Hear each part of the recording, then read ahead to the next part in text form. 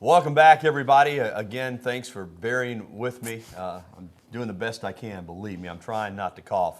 Pardon me in advance if I do it again. Time to talk to some of you, and let's start off tonight with a phone call. Let's talk with our good friend Trey over in West Block. And Trey, go ahead. How y'all doing? Doing well. I was going to say congratulations, first and foremost. It's quite an honor being the number one overall seed. It is. Considering how prolific our offense has been, and the fact that we have two aces who could probably be the number one man, so to speak, for any team in the country, I like our chances. I think the only way we could falter is by our own undoing, meaning miscues in the field and issuing free passes. And errors and walks, will kill you, but I just think they need to stay focused. The finer points have to be adhered to, just like, when you're at the plate. So, Trey, you make some great points, and I agree with you. I think this team's good enough. They've proven that with 24 straight wins, that if they play well and don't make mistakes and make the other team beat them, they're going to be a difficult out for anybody, right? Well, Coach Murphy was just over there giving Trey the thumbs up on what he was saying, so obviously he agrees. And I do think what you said is what they'll focus on. They'll focus on being sound in the field, in the circle, not giving up walks, not letting teams get on base by error, then offensively taking the extra base, at the same time not running themselves out of an inning, giving those big sticks a chance to put the big innings together. And they're on a roll right now, so they're going to be awfully difficult, as I said, for anybody that has to come up against Alabama. Maybe this is the year they take it all. All right, what do we got next? All right, let's talk with BT. BT, how are you doing there, buddy?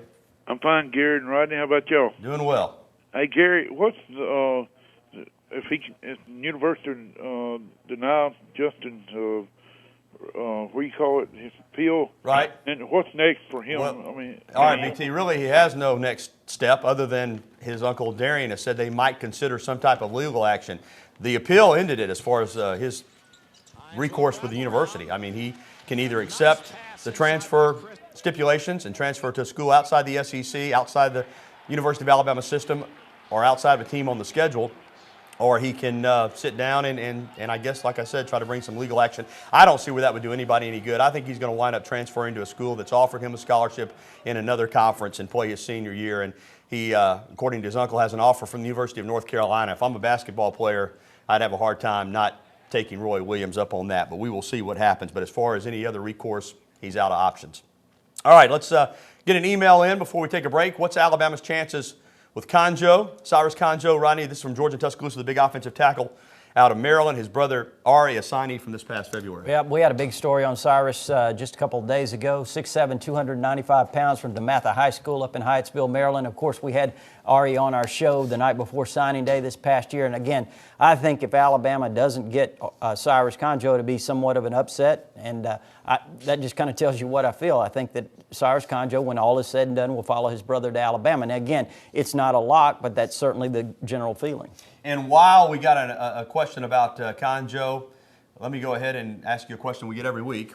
Speaking of offensive linemen, what's the latest on the one in-state offensive lineman Alabama still involved with, Spencer Regent? Well, Spencer, again, I don't know if he's officially decommitted, but he certainly reopened his recruitment, and I think Alabama would be certainly one of the teams in the mix, no question about that. I think he's going to visit some camps, take some other visits this summer, some of the top schools in the country, Texas he mentioned, Penn State, USC possibly, and some other visits. And, again, I think when it comes down to it, Spencer will pick probably between Alabama and Auburn. We'll see what happens. All right, we'll be back to wrap it up right after this. Stay with